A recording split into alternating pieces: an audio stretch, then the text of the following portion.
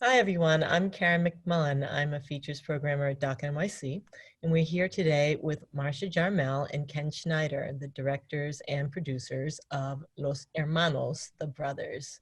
Welcome, Ken and Marcia. Thanks, Thank Karen. you. Yeah, it's good to see you guys and see faces with the names. So this is a really heartwarming film, which we could all use a little levity and joy these days, and your film certainly was that. Can you tell us what brought you to the story? We have been traveling and making films in Cuba for about 10 years. And I was presenting our first film at the Havana Film Festival in 2014. And I also attended the opening day of the Jazz Fest that year and saw this incredible pianist, Aldo, who you know now from our film. And he and his good pals played this beautiful music. And I'm a music person. I love music, and I thought I knew Cuban music, but never heard anything like this. And I went home and I said to Marcia, that we're looking for stories about arts in Cuba. I found one. This pianist is amazing. You got to meet him. We should make a movie about him. His name is Aldo Lopez Gavilan. And Marcia said, with her producer hat on, "Great. What's the story?" And then we had the good fortune of showing a film of ours in New York, and Aldo's brother came. And we had a lovely uh, brunch with wide-ranging conversation, really nice connection. And as we're wrapping up brunch, he said to us, Aldo's coming. He's going to play with my quartet. We're going to tour. And we had no idea. Ken and I looked at each other and said, there's a story. Something's going to happen here that when they have their first opportunity to tour together as virtuoso musicians. And 6 weeks later, we were shooting. And this was also one more note on that, Karen. This was a real thing of the moment. This couldn't have happened, even a few months earlier, because it was during the time while I was there in Havana, was the week when then President Obama and then President of Cuba, Raul Castro, loosened the restrictions on travel and cultural exchange. And it made it possible, there had been some degree of exchange in the previous 3 years, but the floodgates were open. And it was possible for Aldo to travel with relative ease, not only travel to visit, but also to perform, to teach, to do the things he does as a musician and a composer and music educator. And those kind of 2 years of President Obama's last 2 years were a time of intense cultural exchange. There was exchange around sport. There was exchange around business investment and finance, and that was the canvas against which our story was painted. So we didn't have to impose politics on the story. That was just happening in the near background. So did you do all of your shooting during that window of opening during the Obama We administration? did everything except for the last shoot. I think things were already starting to close down. But we kind of caught the moment when it was possible, and then we followed that up until the point when it became started to become more challenging. And now I think just last week or the week before, the screws tightened further on what kind of travel between the US and Cuba is possible. So the last 18 months or a couple of years have been hard that way. Mhm. So let's talk a little bit about the relationship between the brothers. Clearly they have so much respect for each other, so much affection, but it's still it's hard leaving. It's hard being the one sent away, as Ilmar, was Ilmar who went to Russia, and it's hard being left. So aside from what was on the screen, did you notice anything in their interaction, any kind of resentment or distance, or I'm just very curious about the fraternal relationship. I would say overall that each brother loves their country, loves their brother, and loves their brother's country. So, there are layers of complications in some families where there's dispute about oh, America's great, or oh, America's terrible. Oh, Mexico's great. Mexico's terrible. That wasn't, we didn't see that in this family. They have Aldo loves coming to perform in America. I mean, as you see in the film, he has his critiques, which he talks about when we visit Las Vegas with him. But he also loves when Aldo comes here, he plays on beautiful pianos that are well tuned, and that's hard for him to realize in Cuba. And that's not a small thing. And when Ilmar goes to Cuba, this is one thing that isn't in the film, which I miss. He talked to us about how he plays differently. It was not tangible, but what he said is it's an openness, it's a connection, the heart beats differently. So definitely there are layers of nuance, but I don't think I think it would be oversimplistic to say that there are likes and dislikes that are below the surface of what you see. That said, I mean, you see a certain amount of siblingness in the way they tease each other and chide each other. But I think one of the things that's really unusual and charming about this whole family, because they're all such excellent musicians, their common language is music. And so, once they're in the music space, like I think one of the things that was super exciting for them about that tour was that they got to communicate in this language together, and make adjustments and decide, oh, we're going to do this way instead of that way, and that, I think, in there, of course there's always stuff between siblings, but I think the music comes first with them, and as long as they're creating together, I think that stuff is always in the background. It's not as important as what they're actually doing together. At least that's what I felt. Yeah, but God knows, Karen, I saw it and was standing by for that moment over dinner where there would be heat and fireworks between the two brothers, or between the two of them and their father, and I didn't see it. Not to say there's not disagreements, but it's mostly, you see how they are. They're light on their feet and they're lighthearted. So I'm sure that stuff takes place, but I think like Marcia said with the music, the family and the love, that really comes first. And in the scene in the basilica where Ilmar's talking about his dad, I think there probably was a time when there was more heat between them.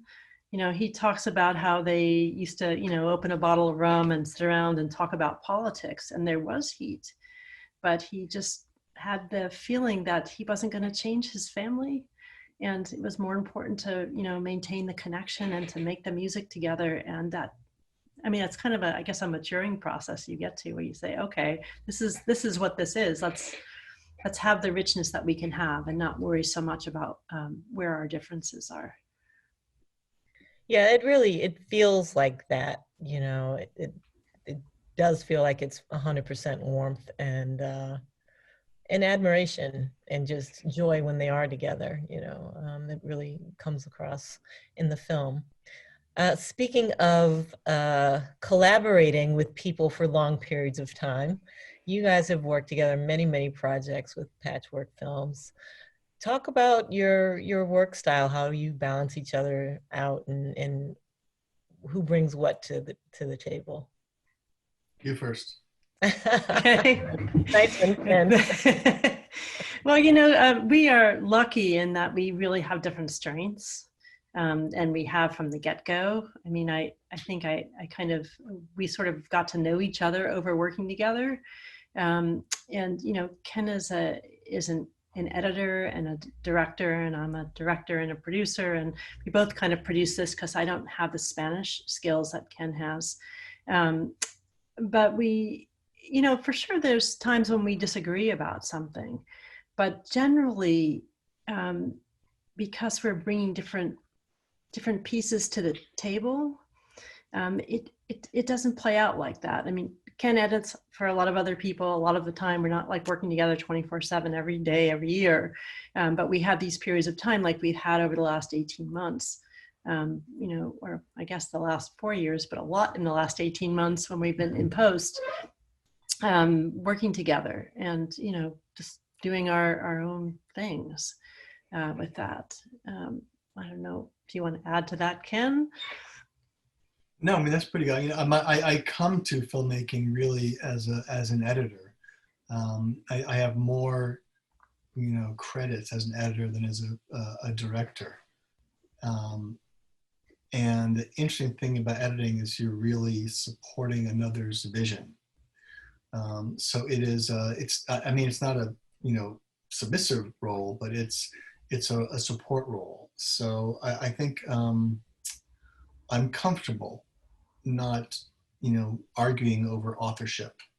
Um, and my editing always improves from the involvement of a director or an executive producer or someone else who has, you know, who has a film sense that I lack, or who, you know, sees other, you know, emotional crosswinds in the film, the story that I don't. So I feel like I'm stronger in collaboration. So in that way, I'm lucky, I think. And it's awesome to have an in-house editor. Uh, that, that's invaluable, right? On a documentary. Don't you know it? Well played. So aside from the needing political tensions to thaw, um, Cuba has its own challenges, you know, the least of which is not the internet or lack thereof. Can you talk a little bit about some of the challenges you faced in while shooting in Cuba? Well, that's a super interesting question, because most people who ask us that assume that there were difficulties with the authorities, or there are safety or at-risk moments, and we didn't experience that at all. One decision that we make when we travel or film internationally is to hire local.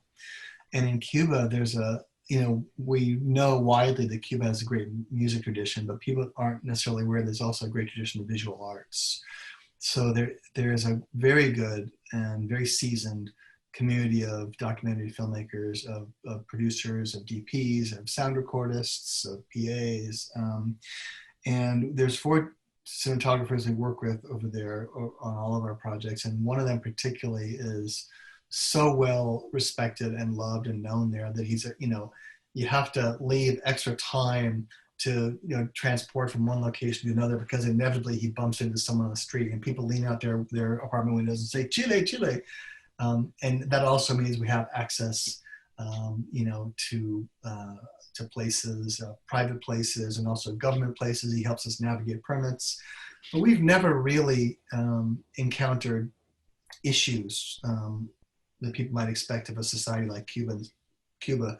But to be honest, we aren't looking for that. Our films are not really in the political space. Our films are in the cultural space. I mean, had we, you know, tried to interview Cuban dissidents, or the women in white, or, you know, people who are unhappy with how things are, there might be a different situation, as it would be here. But I've never felt limited there. And there's good people. The limitations there are logistics, transport. Sometimes, you know, you can't rely on buses, or even if you can't rely on getting food right when you need it quickly. So you have to have a local producer to navigate all that stuff. But I think that's true wherever you shoot. I mean, we go to New York, we hire a local producer, because, you know, otherwise we'll spend 18 hours in traffic. Which we might anyway. But I think the other thing about that is, shoot, I just forgot what I was going to say about working in Cuba. Sorry, it'll come back to me. That's okay, Marcia. I wanted to ask you about you work as an impact strategist also. Have you all thought at all about using this piece as, you know, kind of an advocacy piece for intercultural exchange, or you know, U.S.-Cuba music exchange? I am so happy you asked that question. You know, we are really committed to our films working on the ground as well as, you know, in the air, so to speak. And we have a bunch of ideas with this film. I mean, there's a very small universe of people who are working on US-Cuba relations and exchanges, both cultural and otherwise. And this film will have a life with them for sure. But the exciting opportunity for us with this film is that there's a very lively conversation going on in the world of classical music about who gets to play and what music is played. And our brothers are, I think, and the story is a kind of window to what can happen when borders come down, when we allow exchange, what we're missing in our own understanding of classical music, because it's mostly from the Western canon. It's mostly, white European music. And there's this whole other world of fantastic classical music that it comes from other cultures that we don't hear here, we don't know about. And there are organizations working on that. And we are aligning ourselves with their missions and working with them to use our story to raise awareness of that discussion. And the other piece of that is that for young people in communities that don't always have access to classical music or to classical music training, there are some wonderful organizations that are working on making music education and instruments available to every kid in the U.S. and other countries too, but in the U.S. For our purposes. And our story really gives an opportunity for those young students to see musicians who look like them playing at this fantastically high level. And so our hope is both of our brothers do a lot of mentorship and a lot of teaching of young people, as well as their more advanced students, that we will someday, when we are able to do things in person, that we'll be able to bring them to schools and communities for kids to just interact with them. And we've had this wonderful experience of the first time they played together, just the two of them. It was at a festival in California, at Festival Napa Valley, and they brought the kind of high school of last resort into this concert hall to hear them. And they're completely disaffected kids coming in. They'd probably never been in a space like that. They didn't want to be there. They had their sweatshirts pulled up and they were on their phones. And an hour later, the kids are tapping their feet and raising their hands and laughing. And they can do that because of both their talent and their personalities. They have so much charisma and they're so funny, particularly together. So it is our hope and our plan to be able to do a lot more of that, to share what they have to bring with American audiences. And also to your question, Karen, about U.S.-Cuba connection too, we've always felt like the cultural space is a place to bring people together where the politicians have failed. So one of our partners right now is actually showing it to various communities in Miami for this very reason, to get people to have a different kind of dialogue than the one that people are often stuck in Southern Florida, where you're either, you're with us or you're against us. And one thing that most, I can't say all, but many or most Cuban Americans share is the same love of Cuban culture, of music and baseball, and to some extent visual art. So it could be a place to elevate the dialogue where there is none. But our like Marcia said, our goal right now, our focus is on how it can inspire, within America to diversify the classical music core, and we think it can do good work there. And one other thing is, just in this cultural moment, I think a lot of people who have seen our film are responding to the separation of family, that so many people in this country have beloved family members other places. And there are a lot of impediments to people being together and just being able to share, visit each other. And I think that is, even beyond Cuba, that is a theme that I think resonates with a lot of people. Yeah, surely.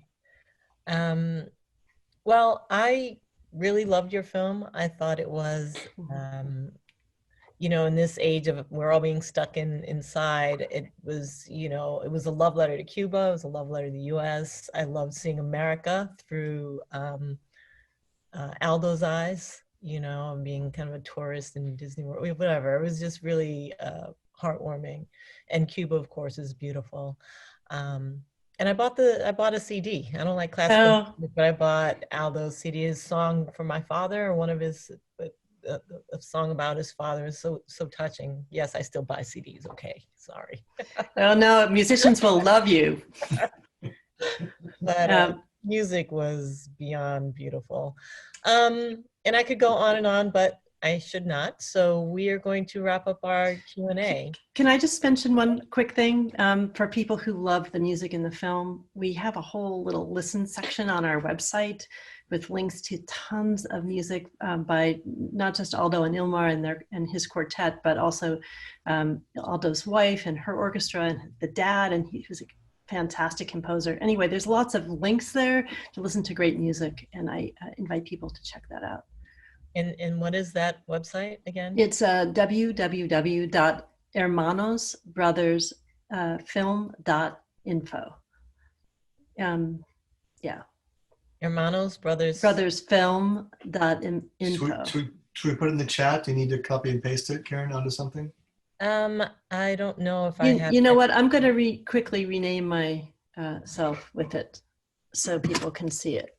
If that's all So right. one more quick note. I don't know if we are out of time or not, Karen, but you mentioned the music, and this is, you know, we did a lot of thinking and researching and listening to other music that, first of all, many of us don't know there is such thing as Cuban classical.